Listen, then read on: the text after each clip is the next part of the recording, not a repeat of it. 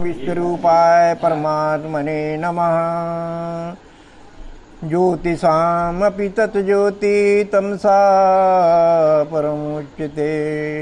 ज्ञानं ज्ञेयं ज्ञानगम्यं हृदि सर्वस्य विष्ठितम्। ॐ वार्ताय प्रतिबोधतां भगवता नारायणेन स्वयं व्यासेन ग्रथितां पुराणमुनिना मध्ये महाभारतम्। अद्वैतमृतवर्षिणी भगवती अष्टादशाध्यायिनी अमृतामनुसन्धामि भगवद्गीते मोदेशिणी। सर्वमंगलकारिणी सर्वसंशय निवारिणी सर्वार्थप्रदायिनी वसो मम हृदये। अखण्डमण्डलाकारं व्याप्तं येन चराचरं तत्पदं दर्शितं येन तस्मै श्रीगुरुवे नमः। प्रियजनों, इतिहास हमने पढ़ा है। चाणक्य नाम की विभूति एक प्रसिद्ध अर्थशास्त्री थे। उन्होंने उस समय चाणक्य नीति का सृजन किया।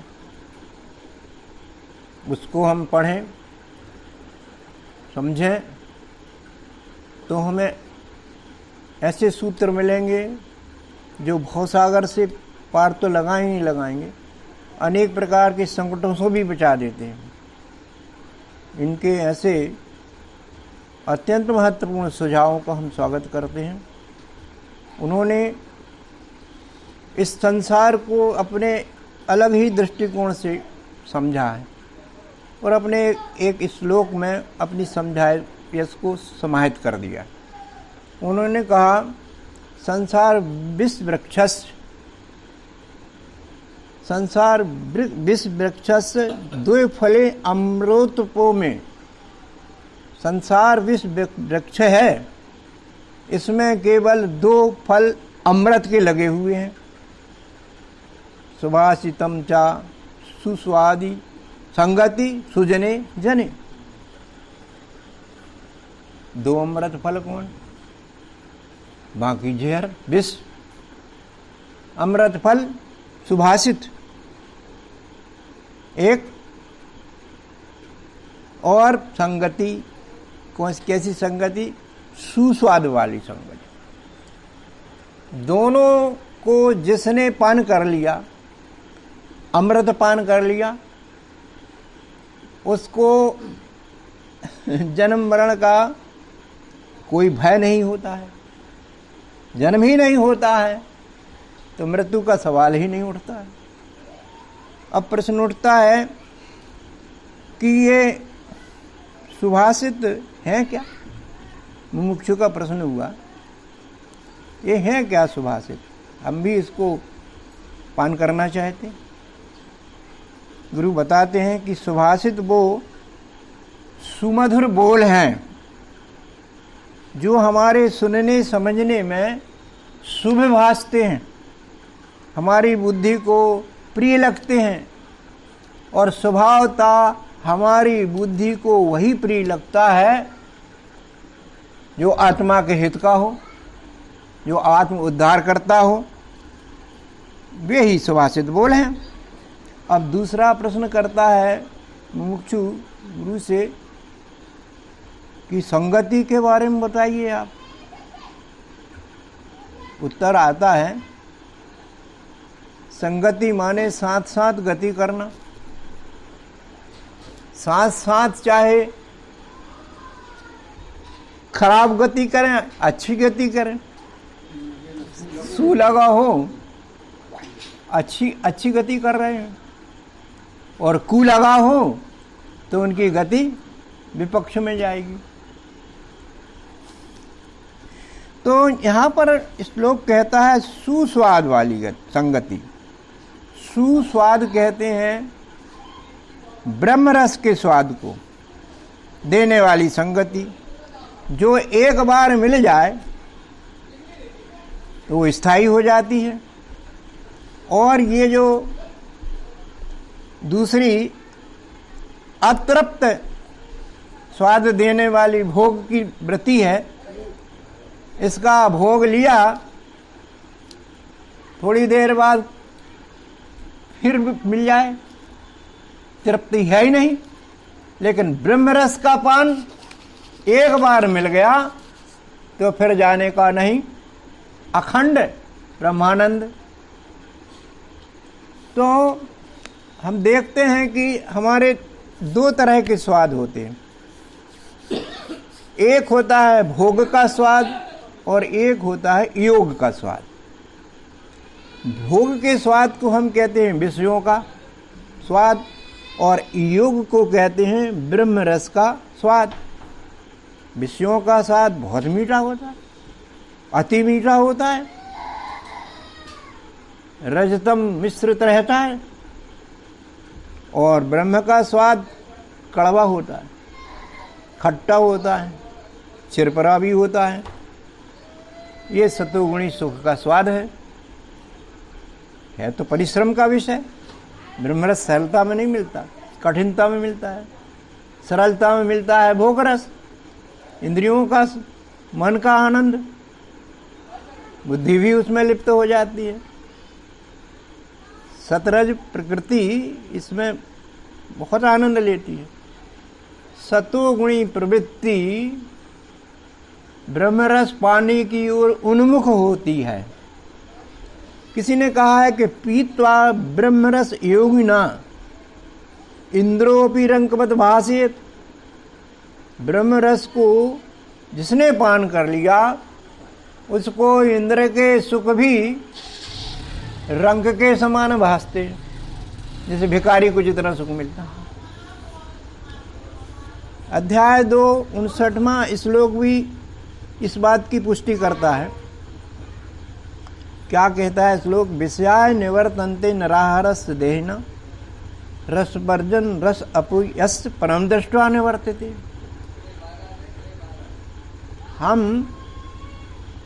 भोजन ना लें, उपवास करते हैं, निराहारी रह सकते हैं, लेकिन निराहारी से सही में पूछा जाए कि तुम भोजन नहीं ले रहे, भोजन की इच्छा तो नहीं हो रही,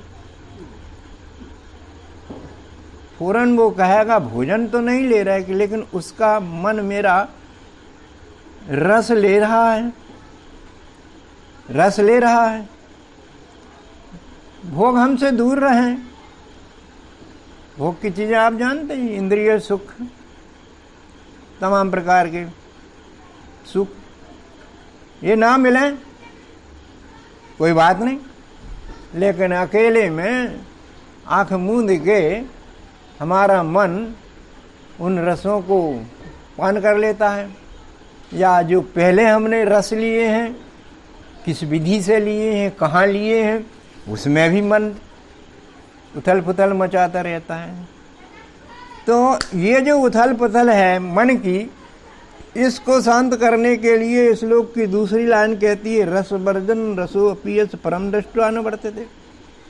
परम दृष्टि यानी परमात्म दर्शन पश्चात, आत्म निश्चय पश्चात ये भोग रस मन का भी बंद हो जाता है और मन आत्मरस लेने लगता है, ब्रह्म रस लेने लगता है। इस प्रकार ब्रह्म रस क्या है, इसे पाने की पात्रता किसे है, किन युक्तियों से इसे पाया जा सकता है, किन महापुरुषों की सानिध्य से इसे पाया जा सकता है, ये सभी प्रश्न लोगों के मन में उत्पन्न होते हैं। जब इतनी जानकारी मिल जाती है ब्रह्म रस भोग रस की, तो सोचता है कि ब्रह्म रस ही क्यों ना लिया जाए, मुझे हमेशा जो रहता है। तो इन सब प्रश्नों के उत्तर हमें गीता जी की शरण में ही जाकर मिलेंगे, कहीं जाने की जरूरत है नहीं। व्यास जी महाराज ने कह दिया कि गीता सुगीता कर्तव्या कि मन ने शास्त्र विस्तृत, इधर उधर पढ़ने मत जाइए, गीता शास्त्र को पढ़िए सुनिए, परंतु कर्तव्य आचरणी देना बहुत जरूरी है। यदि कर्तव्य आचरणी दे दी तो आपको ब्रह्मरस का सृजन स्वयं ही होने लगेगा। उन्होंने दूसरे श्लोक में कहा कि गीता जो है वो है सर्व उपनिषदो गावो है, दुग्धा गोपाल नंदना है। ये समस्त उपनिषदों रूपी गायों का अमृत दूध भगवान कृष्ण ने निचोड़ करके गीता के पात्र में समाहित कर दिया और सुधीर सुधीर भोक्ता माने अर्जुन, सुपात्र अर्जुन को तीनों को दे दिया। सुपात्र लिखा। हम भी सुपात्र होंगे तभी ये गीता ज्ञान हमारी पैठ में आएगा, हमारी आचरण में आएगा, अन्यथा नहीं। सुन लिया, निकाल दिया, सुन लिया, समझ लिया, समझ लिया पर किया नहीं, सब व्यर्थ, सब कवायद व्यर्थ हो जाती है। किसी संत ने तो इतना कह दिया है गीता के महत्व को लेकर के, हरिसम जग में वस्तु नहीं, प्रेम पंथ सम पंथ, और सदगुरु सम सज्जन नहीं, गीता सम नहीं ग्रंथ।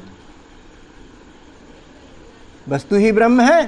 तत्व ज्ञान से देखा जाए कि वस्तु का जब संपूर्ण विज्ञान दर्शन करते हैं तो वस्तु में एक बदलने वाला भाव, जिसको विज्ञान की भाषा में क्षर कहते हैं, और जो एक भाव ऐसा रहता है जो नहीं बदलती, उसको अक्षर कहते हैं, और दोनों को मिला के वस्तु का नाम हो जाता है। तो संसार की कोई भी वस्तु देख लीजिए, उसमें परमात्मा का अवतरण अस्तित्व है ही। विज्ञान दृष्टि से इसको समझना पड़ेगा। प्रेम पंथ सम पंथ, कहीं चले जाइए आप, प्रेम यानी निस्वार्थ सेवा भाव, अपना भाव। कहीं भी चले जाइए आप, देश में चले जाइए, विदेश में चले जाइए, अकेले चले जाइए, लेकिन आपने इस प्रेम को साथी बना लिया तो आपके दोस्त बहुत बढ़ जाएंगे, फिर आप अकेले नहीं रहेंगे। और सदगुरु सम संत सज्जन, सज्जन माने संत, सदगुरु के समान कोई संत नहीं मिलेगा आप, और गीता के समान कोई ग्रंथ नहीं। तो अपनी सारी मानसिक शक्ति, शारीरिक शक्ति गीता की ओर मोड़ दें, संसारी सुख ऑटोमेटिक उदासीन हो जाएगा और ब्रह्मरस आने लगेगी।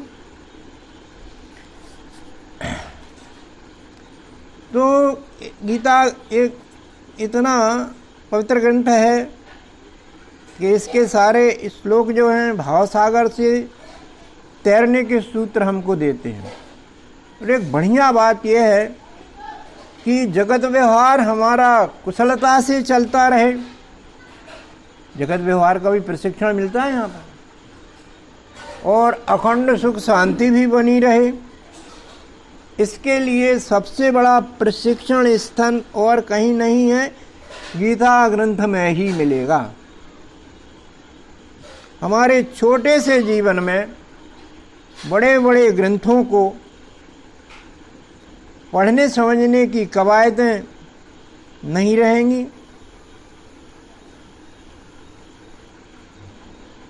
क्योंकि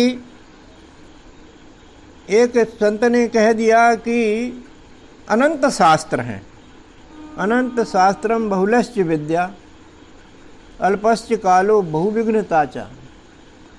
अनंत शास्त्र हैं, आप कितना पढ़ेंगे, उनमें बहुत विद्याएं लिखी हुई हैं।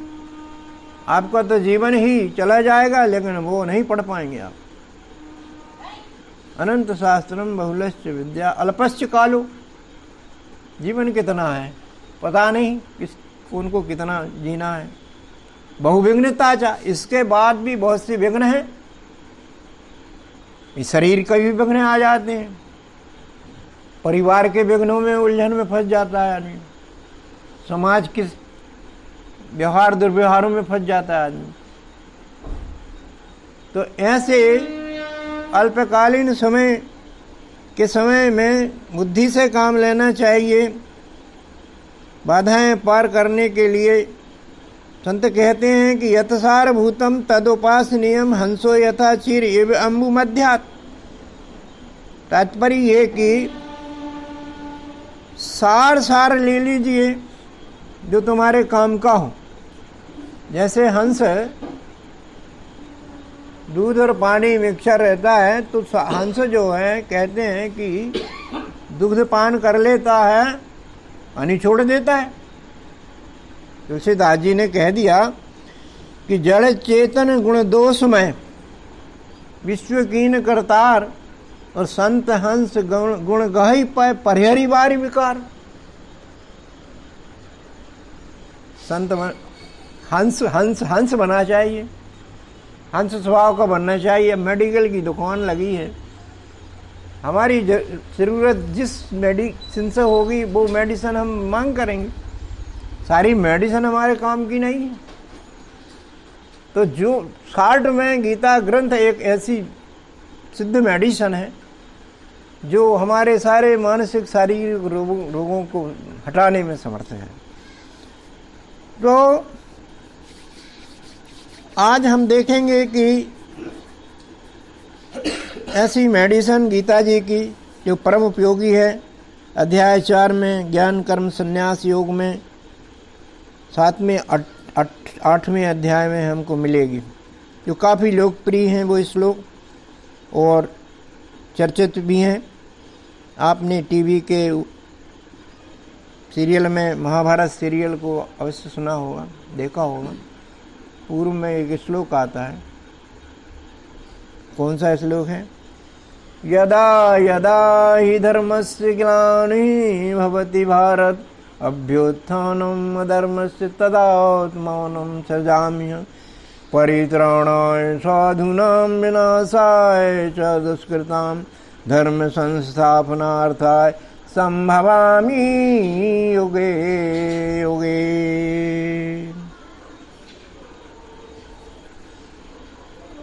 इन दोनों श्लोकों में परमात्मा के अवनि पर अवतार लेने के हेतुओं को दर्शाया गया है।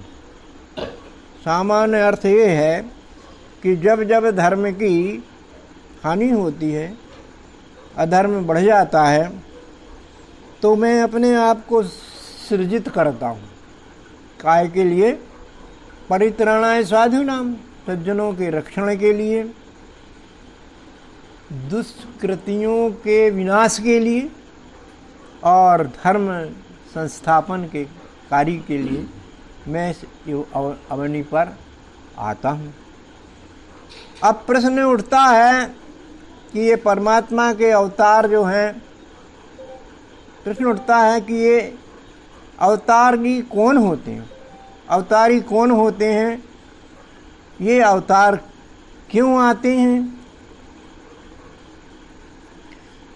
तीसरा प्रश्न ये उठता है कि परमात्मा के इस अवतारी कार्य में हम किस तरह से सहयोगी हो सकते हैं। इन सब प्रश्नों के उत्तरों को समझने के लिए हमें इन दोनों श्लोकों के विशेष शब्दों के विन्यास को एक एक करके समझना पड़ेगा। जैसे कि धर्म, अधर्म, धर्म संस्थापन जैसे शब्दों पर गहराई से विचार करना होगा। सबसे पहले हम ये समझें कि परमात्मा अवतारी कौन होते हैं और अवतार किस लिए आते हैं। संत प्रवर गोस्वामी जी का आश्रय लेकर के हम बालकांड की इस दोहे पर चर्चा करेंगे। दोहा क्या है? विप्रधेनु सुर संत हित लीन मनुज अवतार निज इच्छा निर्मित तने माया गुण गोपार। सामान्य अर्थ ये है, विप्रधेनु सुर संत, इनके हितार्थ मुझे मनुष्य का अवतार लेना पड़ता है, अपनी इच्छा से तन निर्माण करना पड़ता है, और ऐसा तन जो माया के 3 गुणों से पार रहता है, इंद्रियों का आकर्षण नहीं रहता है, सामान्य अर्थ ये होता है। तो हम यहाँ समझते हैं कि ये अवतार कौन होते हैं। जो जीव आत्माएं सद्गुरु ज्ञान प्राप्त कर अपने निज स्वरूप परमात्मा का प्रत्यक्ष दर्शन कर लेती हैं, वे मुक्त आत्माएं कहलाती हैं, विश्वरूप आत्माएं कहलाती हैं। उनका पुनर्जन्म नहीं होता, ये संत शास्त्र कहते। किंतु किन्हीं विशेष परिस्थितियों में ये आत्माएं मनुष्य शरीर लेकर अवनी पर अवतरित होती हैं, जिन पर मायावी संसार का कोई प्रभाव नहीं पड़ता। ऐसी आत्माएं अवतारों के देह धारण करती हैं। रामचरितमानस, अयोध्याकांड को ले लेते हैं अपन, ये भी इस श्लोक का सपोर्ट करता है। तुलसीदास जी कहते हैं, भगत भूमि भूसर सुरभि सुरहित लागी कृपाल, करित चरित धर्म मनुज तन, सुनते मिटते जग जाल। सामान्य अर्थ ये है, भगवान के भक्त भूमि की रक्षा, जो भूमि के अन्न जल को वायु को दूषित करते हैं, मनुष्यों को परेशान करते हैं, तो भूमि के रक्षण के लिए सुरभूसर माने ब्रह्म विद्यार्थी, सुरभूसर ब्रह्म विद्यार्थी होते, और सुरभि यानी सीधे साधे सज्जन लोग। इनके हित के लिए भगवान कृपा करते हैं, आते हैं, चरित्र करते हैं, मनुष्य तन रख करके चरित्र करते हैं। तो उनकी लीलाओं को सुन करके, समझ करके, आचरणी दे करके हमारे सारे जग के जंजाल खत्म हो जाते हैं, सारी परेशानियां चली जाती हैं। सुंदरकांड में भी जरा हम पहुंचते हैं तो लंका पति रावण के पुत्र ने, मेघनाथ ने हनुमान जी को पकड़ करके सामने प्रस्तुत किया।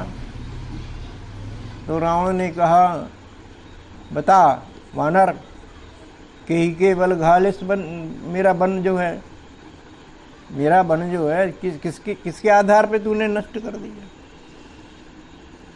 तो वो कहता है, सुन रावण, ब्रह्मांड निकाया, पाया जासु बल विरचित माया, तेही के बल बिरंच हरि ईसा, पालत सृजत हरत दस्तीसा। ये अवतार तेई धर दे विविध सुरत आता, तुमसे सठन सिखावन दात। वही राम ने परमात्मा अवतार ये देह, कई देह लेता है। ये राम की देह लेकर के आया है, तुम्हारे जैसे मूर्खों को ठिकाने लगाने के लिए आया, और युग युग में समय समय पर आता रहता है।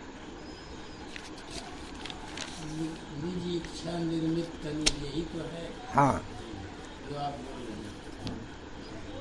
तो अब हम तीसरे प्रश्न पर बात करते हैं कि हम धर्म संस्थापन के कार्य में किस तरह सहयोग करते हैं, कर सकते हैं। बड़ा महत्वपूर्ण प्रश्न है। भगवान ने तो ये किया, सब जानते हैं, तो भगवान के कार्य में हम किस तरह से सहयोगी हो सकते हैं धर्म संस्थापन के कार्य में, उस पर अपन चलते। उत्तर मिलता है तुलसीदास जी की शरण में जाकर कि हम हमारे धर्म पर चलें। धर्म क्या है? वर्णाश्रम निज निज धर्म, निरत वेद पथ लोक, चलई सदा पावहीं सुखई, नहीं भय शोक न रोग। वाह वाह। वर्ण है, वर्ण जानते आप? ब्राह्मण क्षत्रिय वैश्य शूद्र वर्ण है। जातियों की बात नहीं है, जातियाँ मनुष्यकृत हैं, वर्ण स्वयंभू होते हैं। किसी भी जाति में इनमें से कोई भी वर्णधारित पैदा हो सकता है। शूद्र में ब्राह्मण, ब्राह्मण में शूद्र, पैदा होती, लेकिन व्यक्ति अपने वर्ण से ही अग्रसित होता है काम करने के लिए, चाहे वो किसी भी जात का हो।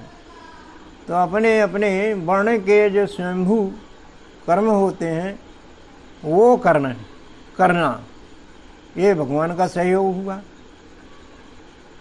आश्रम सभी जानते हैं, 4 प्रकार की आश्रम होती हैं, ब्रह्मचरी, गृहस्थ, वानप्रस्थ, सन्यासी।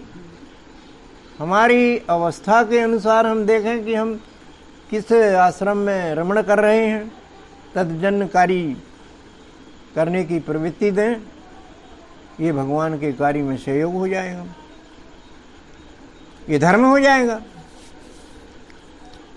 धर्म पर चलते चलते हमें अधर्म की जानकारी जरूर होना चाहिए। जैसे देवासुर संपद विभाग योग आपने पढ़ा होगा, अध्याय गीता का 16वां अध्याय। भगवान व्यास जी ने सर्वप्रथम देवी संपत्तियों का विवेचन किया, पश्चात असुरी संपत्तियों का संक्षेप में विवेचन।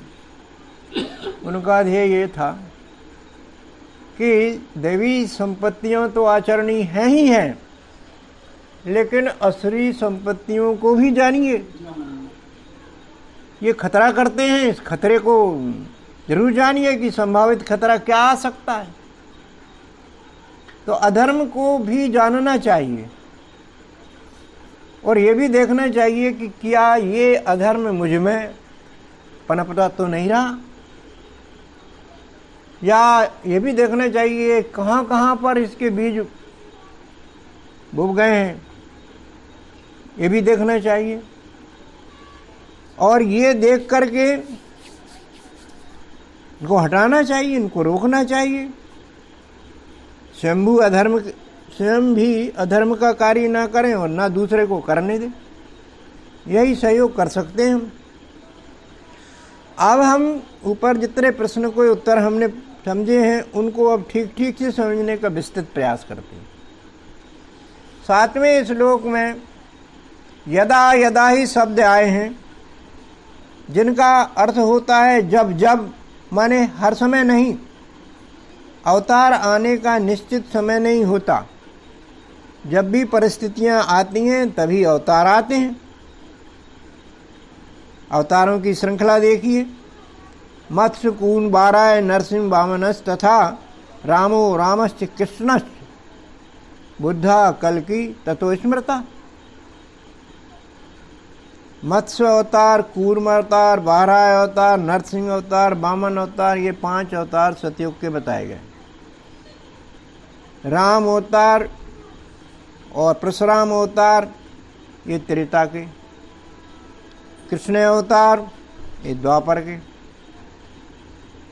और नवम बुद्ध अवतार और कल्कि अवतार ये कलयुग के हैं। 10 हैं, 24 भी माने जाते हैं, लेकिन ये प्रमुख रूप से वे 24 इन्हीं के अंदर घूमते रहते हैं प्रमुख रूप से। तो अगले शब्द श्लोक का अपन देखते हैं, जो है धर्मस्य ग्लानि भवति। बड़ा खास श्लोक के शब्द हैं। इसको जानने के लिए पहले हमें धर्म पर विचार करना होगा। धर्म माने क्या? धर्म हमारे अपने स्वाभाविक और निर्धारित कर्तव्यों को कहते। वर्णाश्रम निज निज धर्म, अपने वर्ण धर्म आश्रम अवस्था के अनुसार आचरण करना हमारा परम धर्म है।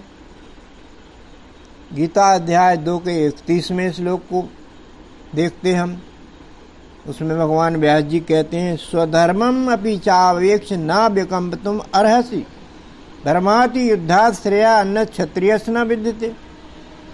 अपने इस धर्म पर माने स्वधर्म पर चल कर के तुझे किसी प्रकार की असहजता महसूस नहीं होना चाहिए। क्षत्रिय वर्ण कर्म की आरूढ़ी देने में तेरा स्वधर्म बाधित नहीं है। तेरा ये धर्मोचित युद्ध जो है करने में तेरी योग्यता है क्षत्रित्व की। तेरे लिए ये धर्म युद्ध श्रेयस्कारी है, इससे बढ़ के श्रेयस्कारी कल्याणकारी कोई काम है ही नहीं। तो हम देखते हैं कि भगवान श्री कृष्ण ने अर्जुन को क्षत्रिय वर्ण कर्म आरूढ़ी देने के लिए यह श्लोक कहा है। अब श्लोक के 2-3 अध्याय में जाएं अपन 35वें श्लोक में, उसमें भी स्वधर्म की चर्चा की गई। क्या श्लोक कहता है कि श्रेयान स्वधर्मो विगुणा परधर्मात् स्व अनुष्ठितात् स्वधर्मे निधनम श्रेया परधर्मो भयावह। वाह भाई, स्वधर्म हमारा चाहे कितना भी कमतर हो, चाहे कितना भी गुण रहित हो, हमें आचरणे में उसको कितनी भी कठिनाई का सामना करना पड़े, परंतु अपने स्वधर्म को नहीं छोड़ना है। चाहे दूसरे के धर्म को तुम कितना ही अच्छा संपन्न कर सको। यहाँ तक कि उनके भगवान व्यास जी कहते हैं कि स्वधर्म में निधन होना भी श्रेयस्कारी माना जाएगा, किंतु परधर्म में जाना भयानक परिणाम दे सकता है। यदि किसी शिक्षक को मिलिट्री में भर्ती कर दिया जाए तो उस वीरता साहस के कार्य को, क्षत्रित्व को, ये ब्राह्मणत्व जो है संपन्न नहीं कर पाएगा। या किसी मिलिट्री मैन को स्कूल में पढ़ाने भेज दिया जाए तो वो अपने क्षत्रित्व का यहाँ पर प्रदर्शन करेगा, जबकि यहाँ चाहिए ब्राह्मणत्व।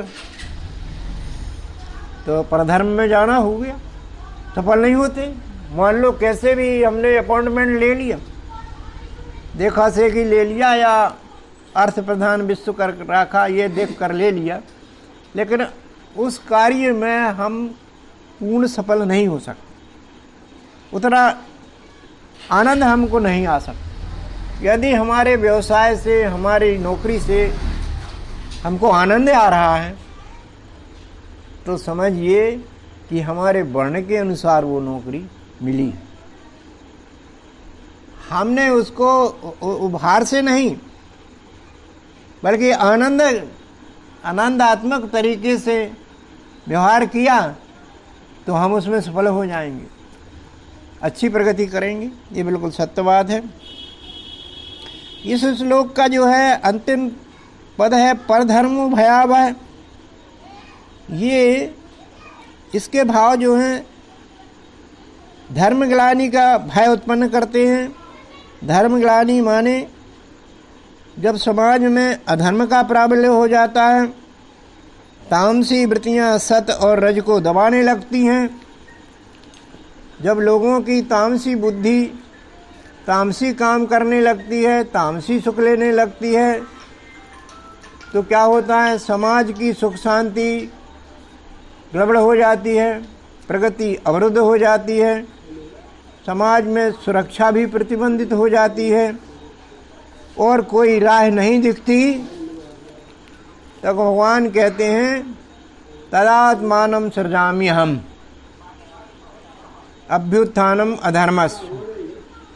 माने अधर्म की वृद्धि होने लगती है। तब तुलसीदास जी भी अपनी चौपाई के प्रयोग से क्या बताते हैं, वो कहते हैं जब जब होए धर्म की हानि, जब जब हो धर्म की हानि, बाढ़हि असुर अधम अभिमानी, तब तब प्रभु धर मनुज शरीरा, हरहि सकल सज्जन की पीरा। अर्थात जब नियम विरुद्ध चलने वाले असुर प्रकृति के लोग, अधम प्रकृति के लोग, अभिमानी लोग उल्टे चलने प्रारंभ कर देते हैं। बाएं का नियम है तो बाएं का नियम छोड़ करके दाहिने से चलने लगते हैं। परिणाम क्या होता है, समाज में एक्सीडेंट हो जाते हैं। तब परमात्मा रूपी पुलिस आकर उनका चालान काटती और उनको जेल में बंद कर देती है या समझाइश देकर के छोड़ देती है। तो इसी तरह से प्रभु भी अपने कार्य संपादन के लिए अनशन सहित लेह अवतारा करते हैं, अकेले नहीं आते। ये धर्म ग्लानि हटाना, धर्म संस्थापन करना अकेले का काम नहीं है। इसमें कुछ अंश शक्तियाँ जरूरी हैं शामिल होने के लिए। जैसे राजा, किसी को राजा बना दिया जाए तो राजा अकेला प्रजा की संभाल नहीं कर सकता है। वो इस कार्य के संपादन के लिए अपने पुरोहित के साथ साथ अपना मंत्रिमंडल रखता है, सेना रखता है और वित्त कोष भी मजबूत रखता है, तब जाकर के वो राज शासन व्यवस्था संभाल सकता है। इसी प्रकार हम देखते हैं कि त्रेता में राम अनशन सहित आए थे। राजकुल में जन्म तो उनका हुआ ही था, लक्ष्मण सीता भी साथ में थे, हनुमान, जामवंत, सुग्रीव आदि आंशिक शक्तियां भी उनकी सहायता के लिए काम कर रही थी। उनकी सहायता से श्री राम ने रावण रूपी धर्म ग्लानि का अंत किया और राम राज्य रूपी धर्म संस्थापन किया। इसी तरह श्री कृष्ण ने अर्जुन सहित पांडु कुमारों की सहायता से महाभारत युद्ध कराया। काय के लिए कराया? धर्म ग्लानि हटाने के लिए और धर्म संस्थापन करने के लिए। धर्म ग्लानि हट गई तो धर्म संस्थापन तो हो ही गया। और दोनों का हम देखते हैं कि लाड कुल में जन्म हुआ था, ऐसे नहीं हुआ था। एक बात हम समझते हैं थोड़ी धर्म ग्लानि और धर्म संस्थापन की, बहुत सामान्य उदाहरण है कि एक माँ